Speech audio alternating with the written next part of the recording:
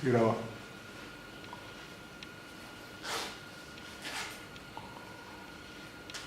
Mientras llega Francisco. Sí, sí, igual después tiene esto.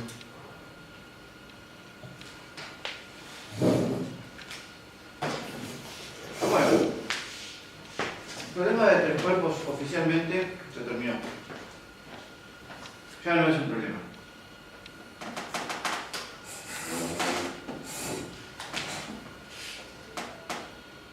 Bajo las hipótesis que vimos. Sí. Pero vamos a hacer un pequeño agregado que no está en el programa y que creo que debería estar. Que de resonancias. Resonancias.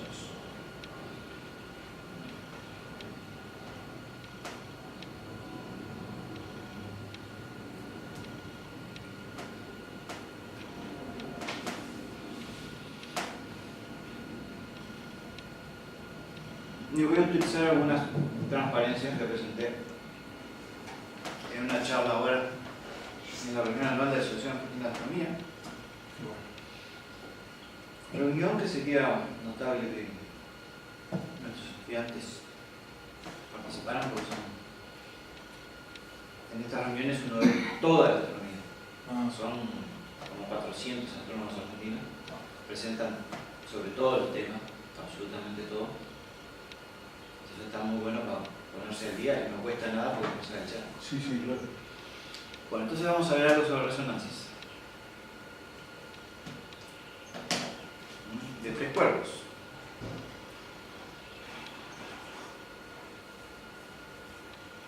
Acá tenemos, a ver si aparece el video. ¿Qué es esto?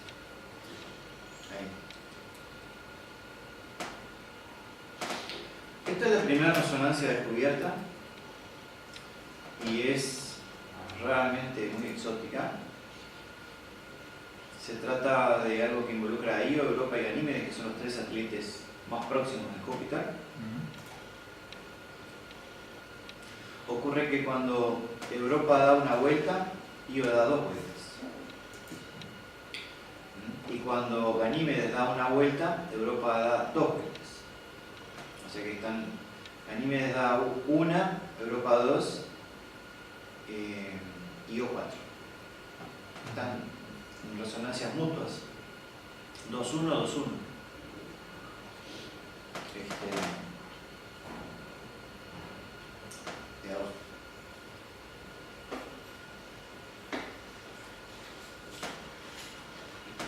Acá, bueno, cuando hablamos de resonancias hay varios tipos de resonancias, pero de esto no nos vamos a meter. Hay que pensar que el sistema planetario es un sistema que oscila y tiene ciertas frecuencias que llamamos fundamentales.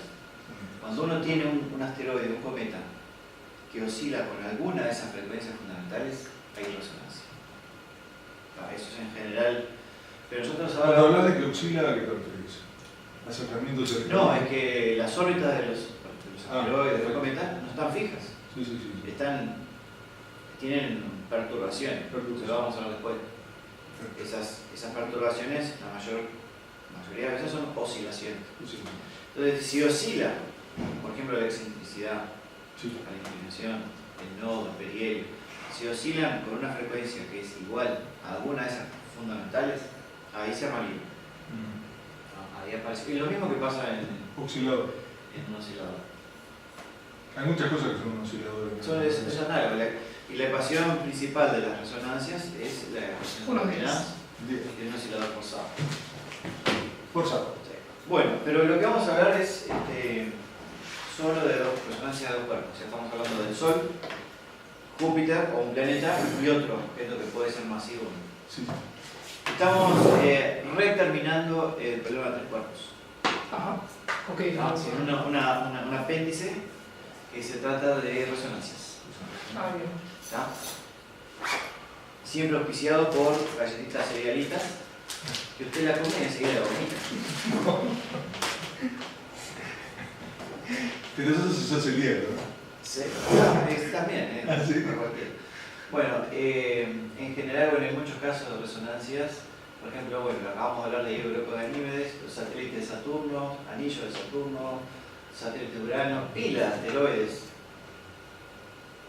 decenas de miles de asteroides con Júpiter, algunos con Marte, con la Tierra, con Venus, con transneptunianos, con Neptuno, Plutón y Neptuno eso también, con muchos cometas con Júpiter, y los satélites de Plutón recientemente se ha encontrado que Styx y Hydra están en una resonancia igual a la de los galileanos. Aparentemente, hay que afinar un poco la astrometría. Que hacen unas órbitas iguales. Sí, el mismo caso de la resonancia lactasiana se repite. Ya. De acuerdo a un trabajo publicado recientemente y que en realidad involucra a unas pocas astrometrías, pero claro, hechas desde la Horizon, Claro. son bastante precisas. Sí, más alto. Bueno, todas estas estructuras que están acá en los anillos de Saturno, Me quedé pensando un poco en los forzantes. Y los forzantes que son los campos juntos de los cuerpos. las oscilaciones, las perturbaciones alcaloides. Claro, pero digamos, es un sistema oscilador forzado. ¿Qué es lo que produce el forzamiento? Y los planetas. Los planetas. Vos tenés un asteroide que está alrededor del Sol, orbitando alrededor del Sol, lo más tranquilo. Pero resulta que hay un planeta, y ese planeta ejerce una atracción gravitacional que es periódica. Sí. Y ahí empiezan los problemas. Bueno, un asteroide resonante y uno no. Bueno, resonante, a la resonancia que nos vamos a referir es cuando el período orbital de un asteroide tiene una relación sencilla con el del planeta, por ejemplo Júpiter. O sea, el período del asteroide es la mitad del de Júpiter, o es 2/3 de Júpiter, algo así, Periodo orbital. o 1/3. Que tiene que ver con los semiejes también, por la ley de Kepler. Bueno. ¿Por qué los asteroides que tienen un periodo conmensurable con el de Júpiter tienen una evolución distinta de los que no? Bueno, más o menos se trata de explicar en este dibujito. Estas serían las posiciones relativas en el sistema Sol-Júpiter de un asteroide que no está en resonancia con Júpiter. ¿No? Entonces estamos proyectando acá todas las posiciones relativas después de varios miles de años. Entonces se ve que el asteroide como que describe una especie de toro. Ah, claro. Y se puede ver de que si dejamos pasar bastante tiempo, ese toro es simétrico respecto a esta línea. Y podemos imaginar de que ese asteroide, al cabo de mucho tiempo, recibe una perturbación neta en esta dirección, en la dirección de Júpiter. Y no recibe ninguna perturbación en esta dirección, se da transversa. La perturbación que recibe es radial, solo radial. En cambio, un asteroide que está muy cerca de este, pero que está en la resonancia, tiene esta trayectoria. Y se puede ver de que ya no hay simetría respecto al eje Sol-Júpiter, ¿no? Se rompe un poco por esto acá, ya no está simétrico.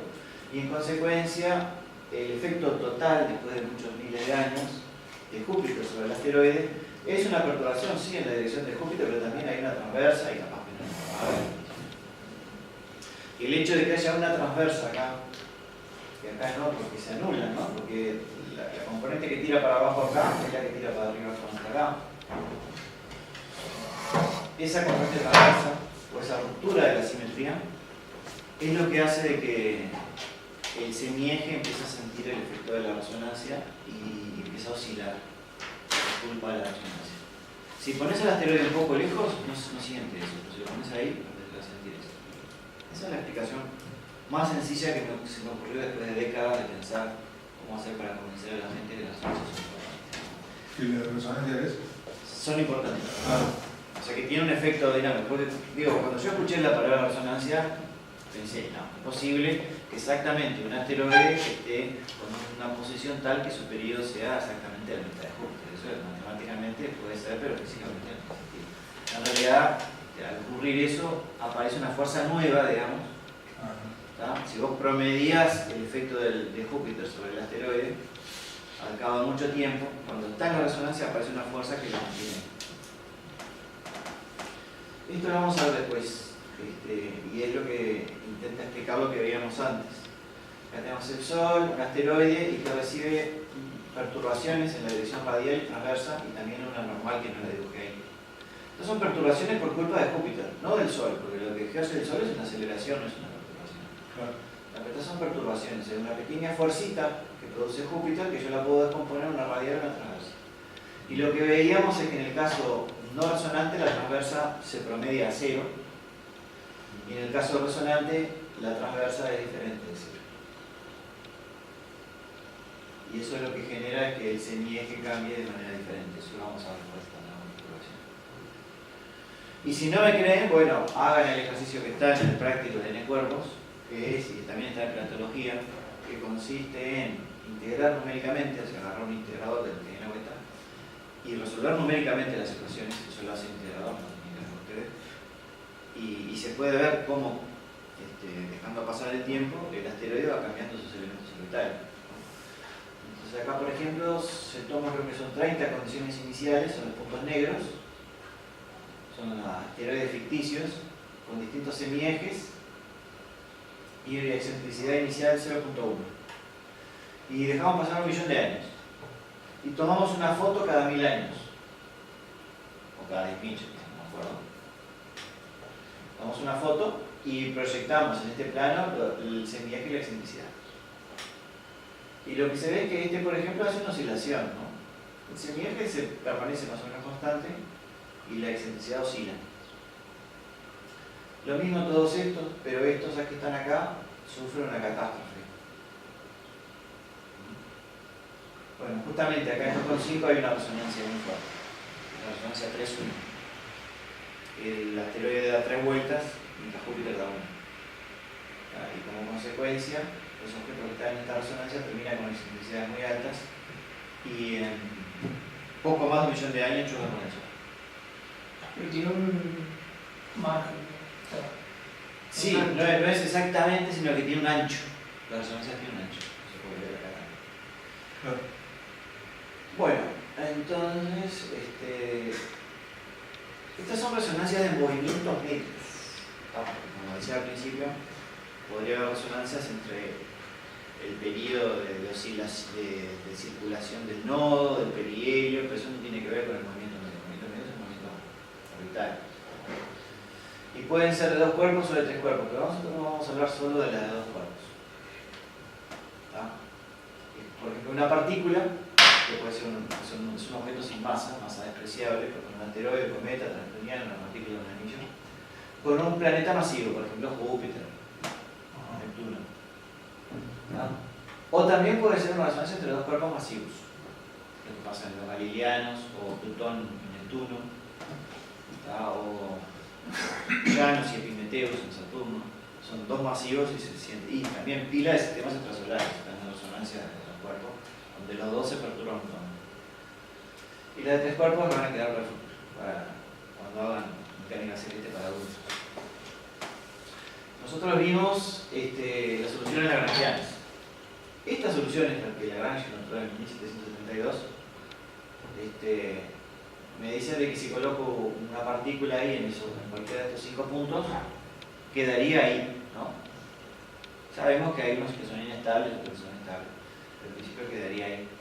Bueno, esos objetos que tienen una resonancia 1-1, porque tienen el mismo periodo que el planeta. Están en una resonancia 1-1. Los troyanos están en una resonancia 1-1, ¿no? Y eventuales objetos que pueda haber en el 1 y el 3, mientras no se escapen, son objetos que están en la resonancia 1-1. Tiempo después, mucho tiempo después de que Lagrange hablaba de esto, se descubrió Aquiles, que es el primer troyano. Y esta es la trayectoria de Aquiles al cabo de 500 años. Estaba dando vueltas alrededor de L5 o L4. Pero la primera resonancia descubierta fue esta. Es la más exótica de todas y no se pierdan la charla de Gallardo en la SUA que va a ser sobre este tema. SUA, 28 de noviembre. Solamente el 28 de noviembre hay una elección de algo, se vota, pero honestamente hay. El 28 de noviembre, a las 7 de la tarde, es el cumpleaños 1 de mi nieto. Bueno, a vamos 7. a la SUA. Por eso y voy a la vamos SUA. todos para allá. Ni que hablar. ¿Qué momento? Entonces voy a ver si lo algunos astrónomos años antes se habían dado cuenta de que las longitudes de Europa, Io y Ganímedes tienen una relación muy rara. La longitud media es, no sé si se acuerdan, es el ángulo que se obtiene de sumar la longitud del perihelio y la anomalía media. Eso se llama longitud media. No es la longitud eclíptica, que también se nota como lambda, ¿no? La longitud eclíptica es la coordenada, esto es un elemento. Sí, ahí tenemos un subíndice que indica que es. Sí, de cada uno, ¿no? Los tipos habían encontrado que esto era siempre 180, veían que se movían, hacían los cuentas, le daba siempre 180, o también se puede escribir como que el movimiento medio, que es la velocidad angular, de Europa y Ganímedes tiene esta relación. Pero además se cumplen estos, de Apalis también tienen este vínculo, también está en resonancia. Y Laplace en este año dijo, eso que descubrieron, no me acuerdo quiénes, hace poco, en realidad no es una casualidad, sino que es el producto de una evolución dinámica. Probablemente estaban fuera de la resonancia y con un mecanismo de disipación, de pronto cayeron en ese pozo estable y quedaron ahí. Esa explicación la dio Laplace en 1784. Fue la primera resonancia descubierta y es la más exótica de todas hasta la fecha.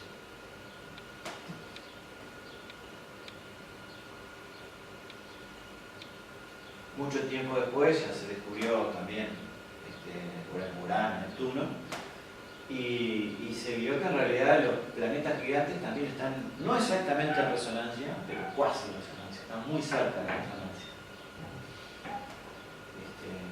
Saturno, por ejemplo, hay unos mapas, no me acuerdo si lo tengo acá, donde se ve la región de la resonancia y Saturno está recostado del lado de afuera, con Júpiter, en el 5-2.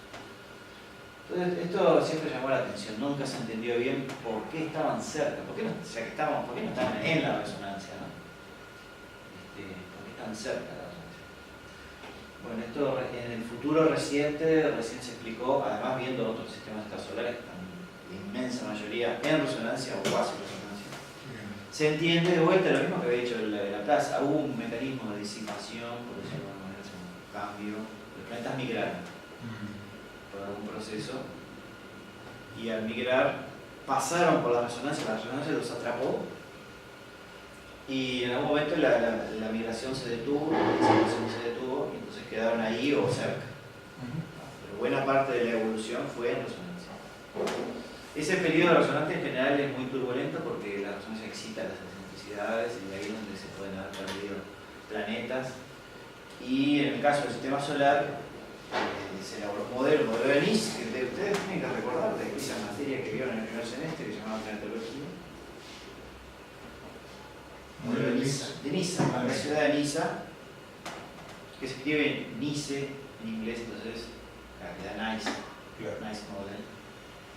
Que dicho sea de paso, Pablo Lemos, en el taller que fuimos ahora, le hizo una pregunta a uno de los autores del modelo de Nice, que estaba ahí, Rodney Gómez.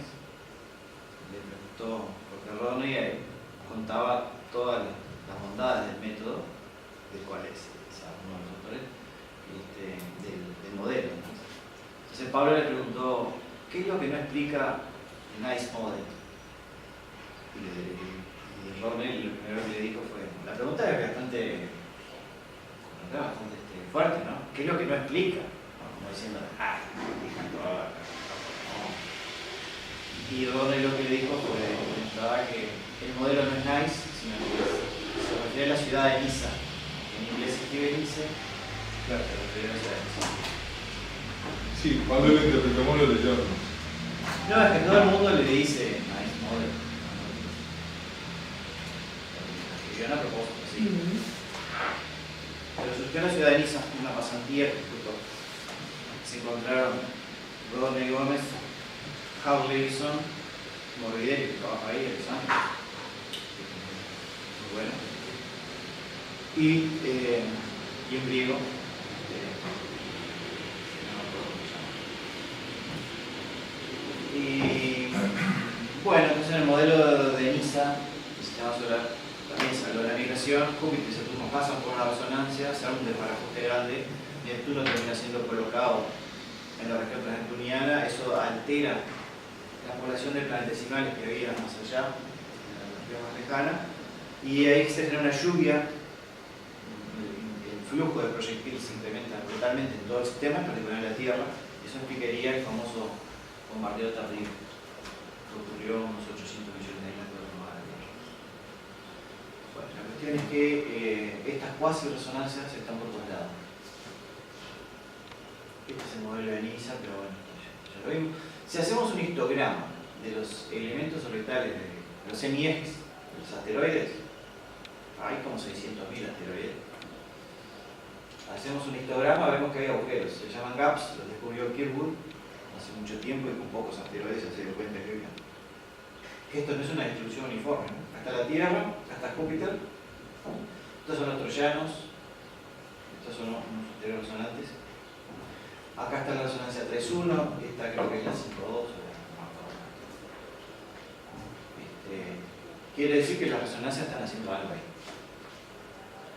En particular lo que está pasando es que estos alcanzan excentricidades muy altas y la órbita se desestabiliza.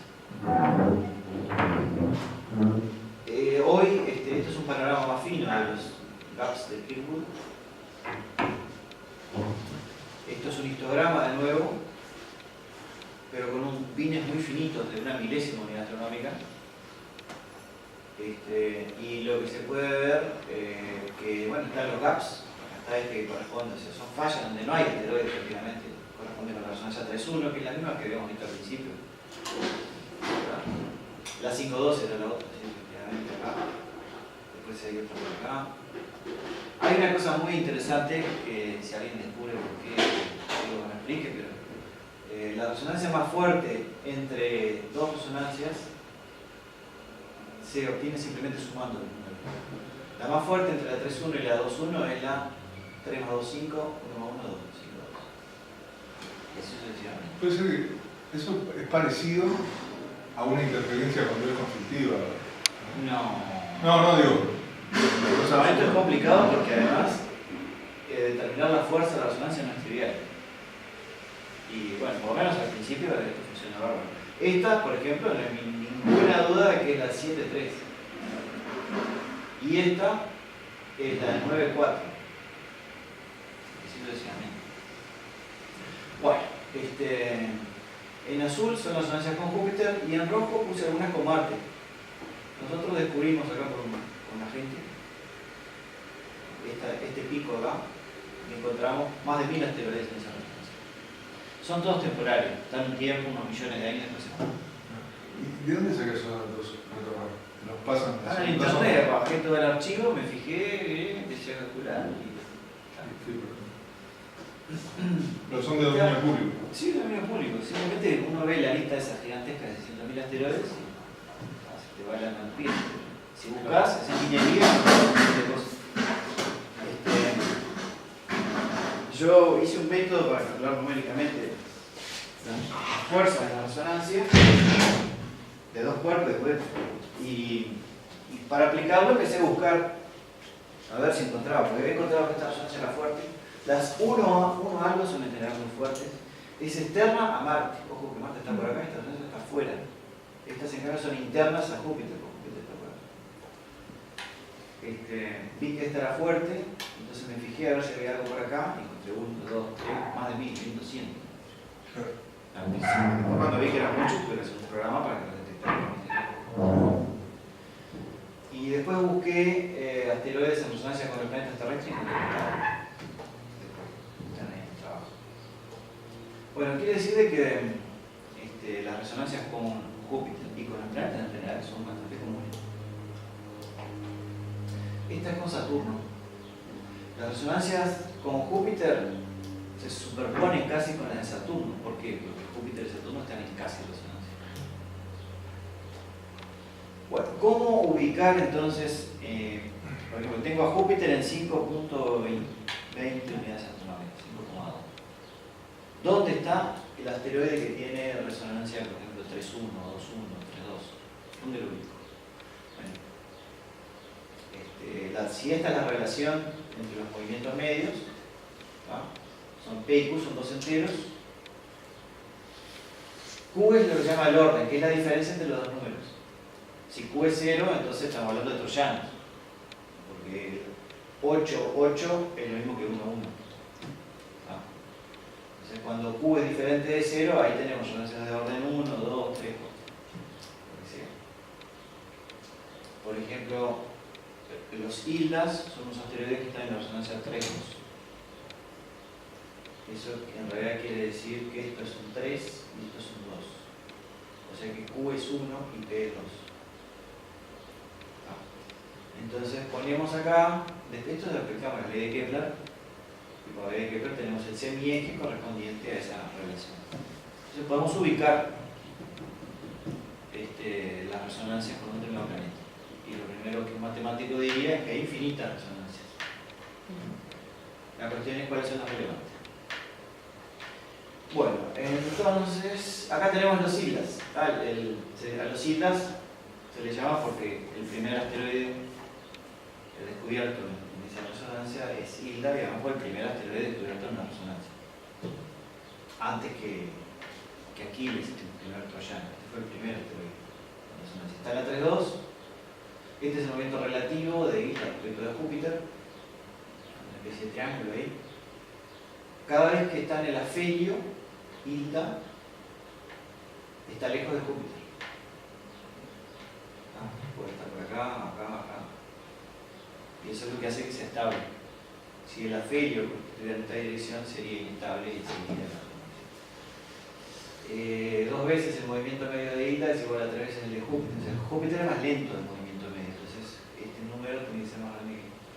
Y de ahí deducimos que el semieje es 3,97, más o menos, y corresponde a esta concentración. Ustedes ya se están preguntando por qué a veces hay concentraciones y por qué a veces hay gaps.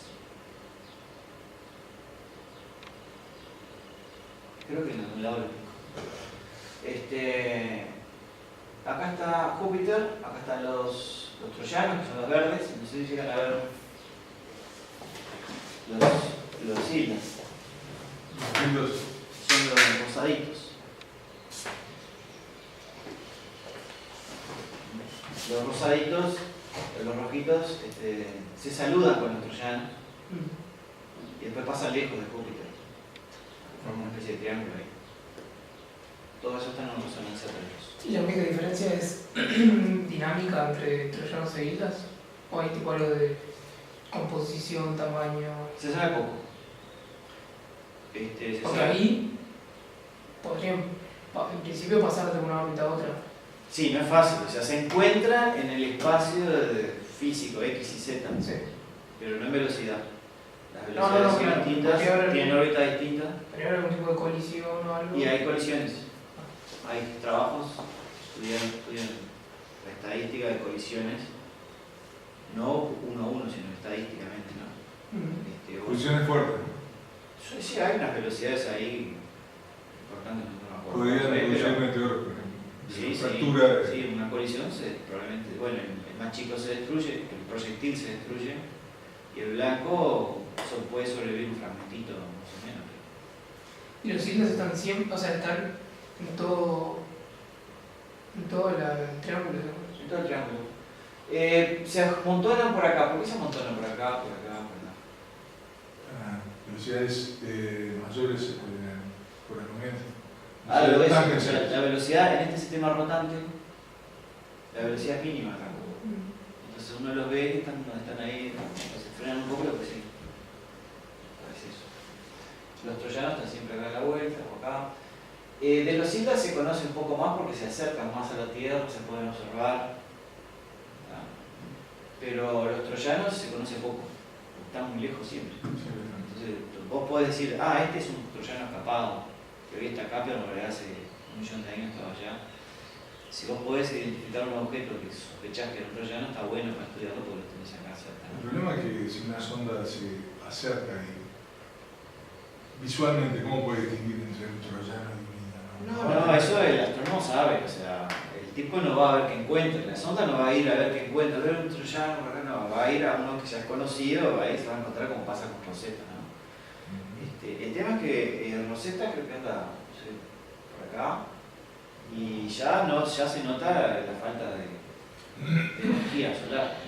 Podés mandar con energía nuclear, algo que tenga energía nuclear, pero si vas a usar energía solar, a 5 unidades astronómicas te llega muy poca.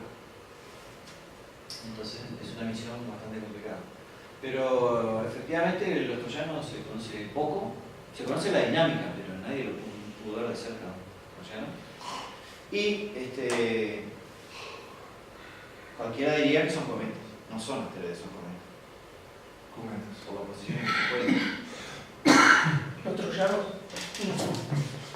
Se sospecha que son no cometas. tienen actividad. No porque están muy lejos. Entonces, si uno se escapara, Sí. Si uno lo pudiera acercar al sol, uno vería La cola. actividad. y a esa distancia no se llega a hacer ningún tipo de análisis tipo Físico, de hay. espectro. Lo que hay son de albedos. posiciones. Lo que hay son espectros. Puede ser que haya algún espectro, pero son muy débiles, entonces no es muy preciso. Pero tenés albedos, tenés foto, no llega a ser espectro, pero es fotoespectrometría, que es tomás fotometría en distintas bandas grandes, porque si es muy fina no medís nada, no te llega nada de luz. Entonces podés tener el brillo en esta región, en esta otra, y de eso tener una idea de cómo es el espectro. Pero muy poca cosa. Además hay otro misterio, y es que una de estas, no me acuerdo cuál, es más poblada que la otra. Hay un LQ, uno de los L, que tiene más troyanos que el otro. Bueno. Y cada tanto se puede escapar algo, ¿no? Algún Inda. Se puede enloquecer, se puede salir de este triángulo acá, el triángulo puede girar un poquito y puede haber un encuentro y la captura temporal. ¿Se acuerdan del cuasi satélite? También de resonancia 1 a 1, porque el período de este objeto es igual al del planeta. Eso también es una resonancia 1 a 1. Acá hay uno que es cuasi satélite de la Tierra, haciendo esta vuelta acá.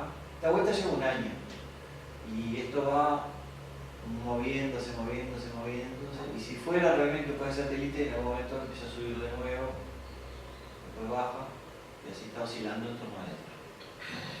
Pero es una resonancia 1 a 1, es otra forma de resonancia 1 a 1. Esto también es resonancia 1 a 1, es una herradura, es un troyano que en vez de estar acá a la vuelta, o acá, hace herradura. También es un 1, porque el periodo orbital es igual al de Marte. Y Janus y Epimetheus también están en resonancia 1 a 1, solo que Janus siente a Epimetheus, porque tiene masas comparables, entonces Janus también se mueve. Entonces los dos hacen como una herradura, esta es una herradura grande y esta es una herradura chica. Y la dinámica esta es muy graciosa, porque acá está Epimetheus, acá está Janus, se van acercando, se acercan, se saludan, y se va para atrás y se va. Saludan acá y saludan allá.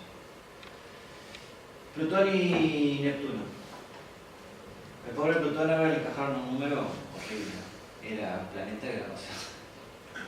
El 134.340.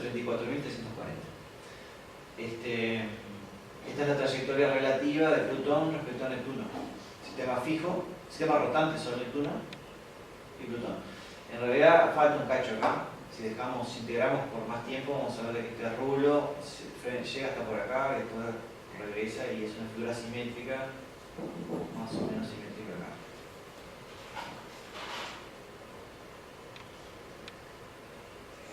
Teoría. No vamos a hablar de teoría, ¿no? Es muy complicada.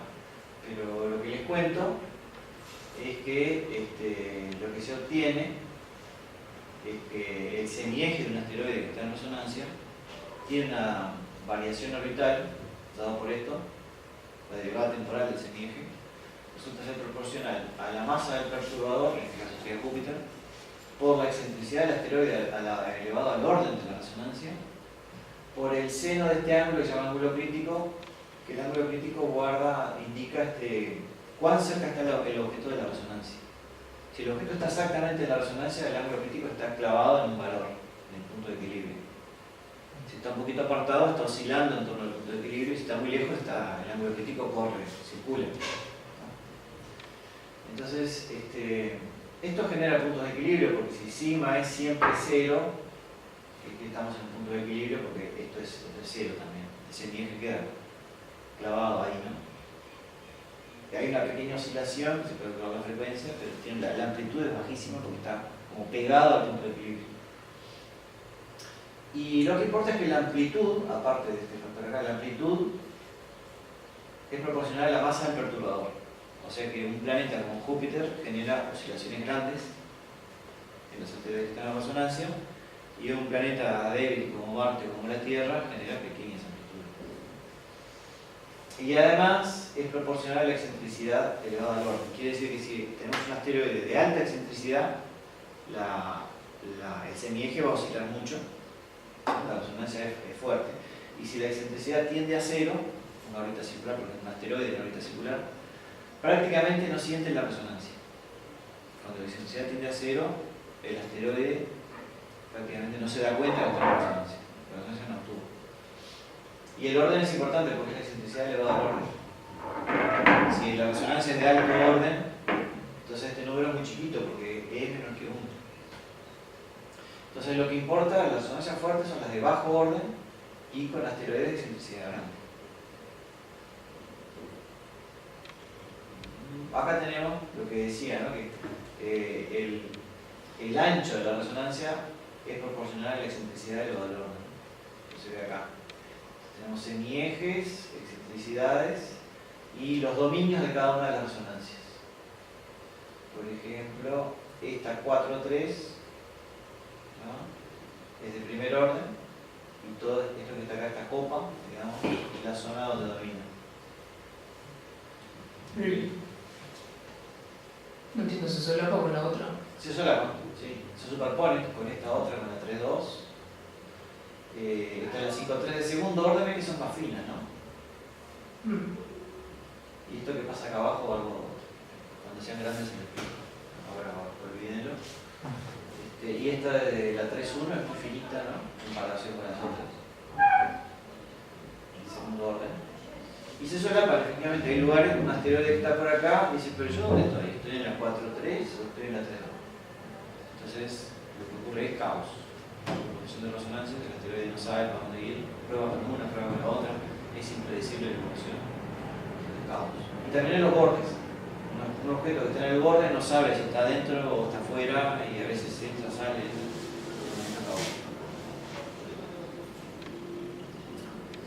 y si hacemos, estos son elementos propios. Los elementos propios son más o menos como si fueran elementos medios. No son los osculantes, sino que son medios. Y si hacemos una gráfica de elementos medios, ahí aparecen claramente los gaps. ¿No? Y bueno, ¿por qué tenemos gaps acá y por qué tenemos concentraciones? Estos son los islas. Es una concentración, en realidad. Acá tenemos gaps. Acá también tenemos una concentración. Tenemos un gran gap y una concentración acá. Bueno, lo que está pasando es que los objetos que están en resonancia siempre aumentan la excentricidad. Al aumentar la excentricidad, se acercan a Marte o a la Tierra. Tienen un encuentro, se perturban y el semieje cambia y salen de la resonancia. Estos, en cambio, tienen que aumentar muchísimo la excentricidad para poder encontrarse con Marte o con la Tierra, porque está mucho más lejos. Entonces sobreviven. Y con Júpiter no se encuentran porque están en resonancia. El afelio de estos objetos está más allá de Júpiter. Pero como está en resonancia con Júpiter, Júpiter lo esquiva. Cada vez que el asteroide está afuera, está lejos, digamos, más allá de la órbita de Júpiter, Júpiter está por el otro lado. Entonces eso explica por qué hay concentraciones en algunas y fallas en otras.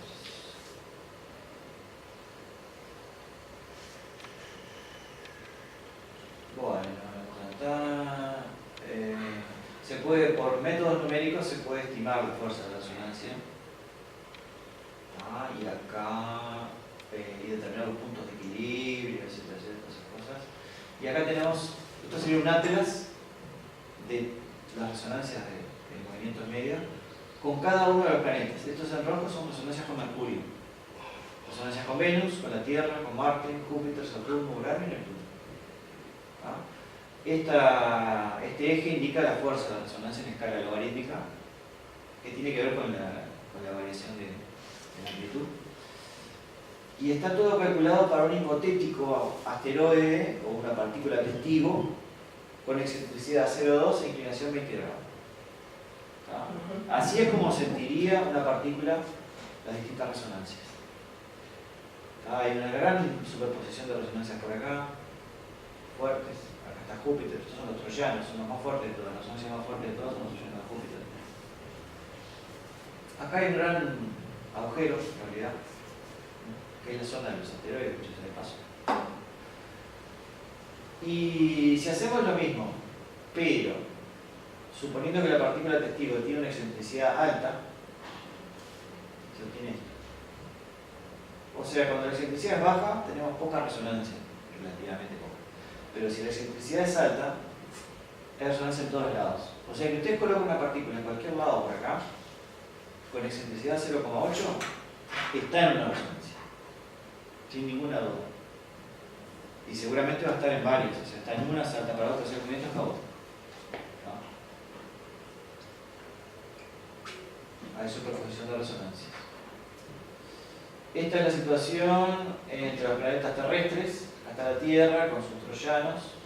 Hay resonancias de Venus, que andan muy cerca de la Tierra, que son bastante fuertes. La 1-2 con la Tierra hasta acá. Hay asteroides en estas resonancias raritas, hay asteroides. Con Venus, con la Tierra, con Marte. Las de Mercurio no son muy débiles, ¿no? Pero con Venus, con la de Tierra y con Marte hay.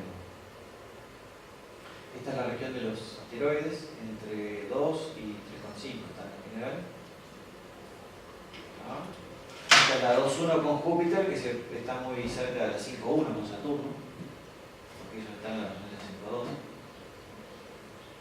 5,2. Y acá pueden jugar con esto, que la que está entre la 5,2 y la 9,4 es la 14,6, o sea la 7,3. ¿No? O entre la 2,1 y la 3,1 es la 5,2.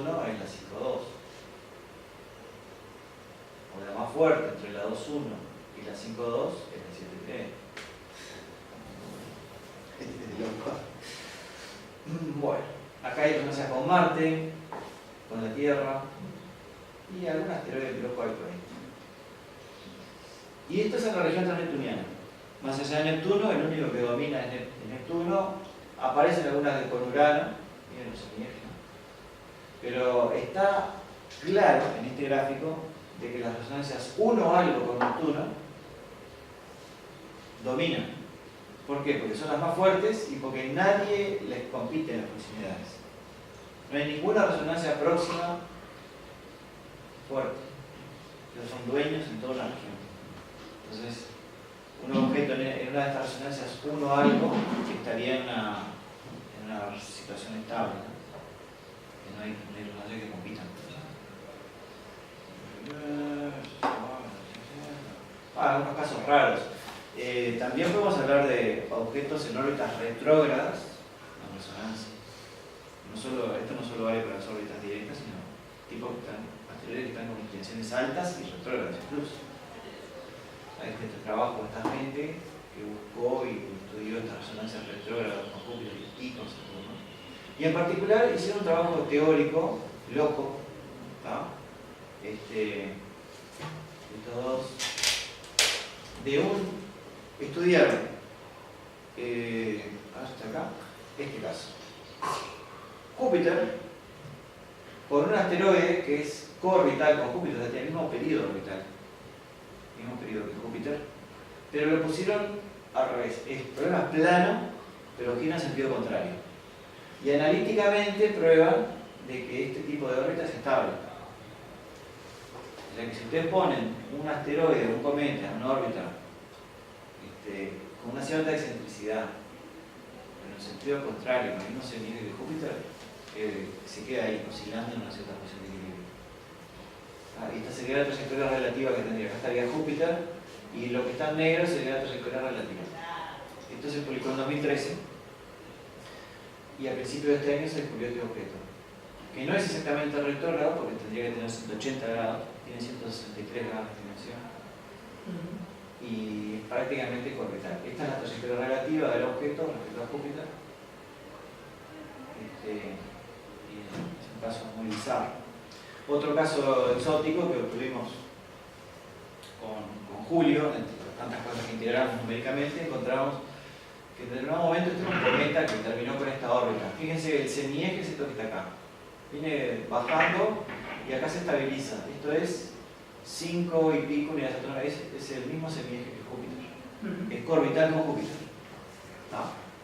Este es el perihelio, que dice que la excentricidad es muy alta porque el perihelio es muy chiquito, pero acá, bueno, pasa a tener una órbita cuasi circular acá, porque el perihelio es igual al semieje. Después de vuelta. Pero fíjense que durante este periodo la inclinación del objeto es esta, es 90. Durante todo el tiempo. Es un objeto que está siendo perturbado por todos los planetas, al menos Mercurio, que no le estaba hablando. Este objeto quedó en una órbita con el mismo semieje de Júpiter, pero así, perpendicular. Estuvo 100.000 años en esa órbita. Órbita polar, exactamente. Coorbital polar. Y el final es muy interesante porque termina en esas condiciones, decide suicidarse, se mata contra el Sol. El perihelio cae al Sol. En un momento toma la decisión y se va abajo. Ahí solo integraron los elementos orbitales. Ahí usamos el EBOR, ponemos como condiciones iniciales todos los planetas desde Venus hasta Neptuno, y un montón de partículas que son los cometas.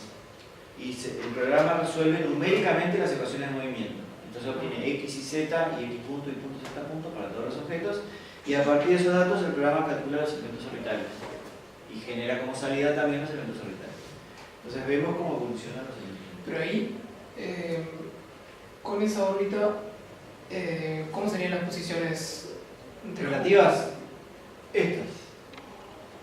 Este es el eje X, el eje Y no lo puse, el eje Z. Esto es para arriba, ¿no? Es Z, no es X, es XZ. Acá está Júpiter y el tipo describe como una especie de pañuelo enganchado en el Sol. Esa es la trayectoria relativa. Pero cuando Júpiter está en un lugar... Júpiter está acá y el objeto está en este. Pero la órbita es perpendicular a la... Sí, y la trayectoria relativa es esta. Pero cuando Júpiter cruza la órbita del cuerpo... Esto está en otro lado, sí, está lejos. O sea, Júpiter está dando vueltas acá, en este plano. Esto es X y el Y está saliendo para afuera. ¿Entiendes? Y este es el eje Z. La posición relativa del objeto, esto es al final de la integración cuando choca con el Sol, ¿no? Pero todavía está en una órbita orbital. La posición relativa está acá, en esta especie de cinta de Möbius o pañuelo colgando desde el Sol. ¿Está? Yo creo que los matemáticos nunca imaginaron que pudiera haber una solución tan mala como. Bueno, ¿ya se pusieron a buscar? No, ellos estaban todavía buscando soluciones de mi cuerpo.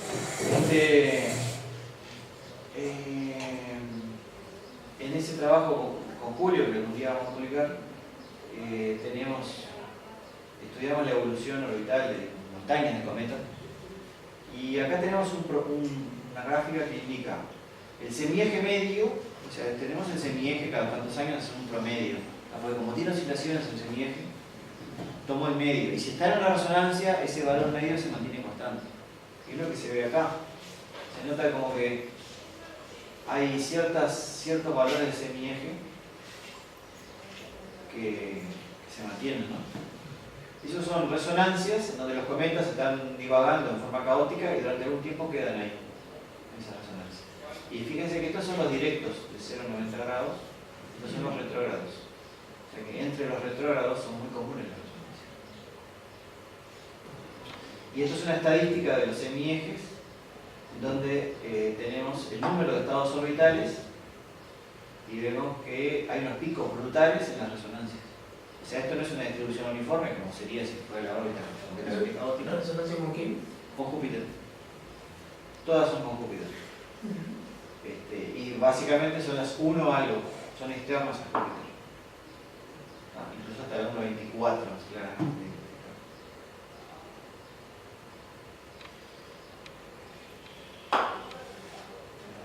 Bueno, acá ya nos vamos, nos fuimos a otra cosa. No, ¿qué es esto? Los ojos. No tiene nada que ver, personal de cuerpo, no existe, olvídense de esto. Cosas que existen. Y esto lo voy a ver en la charla, en la suba.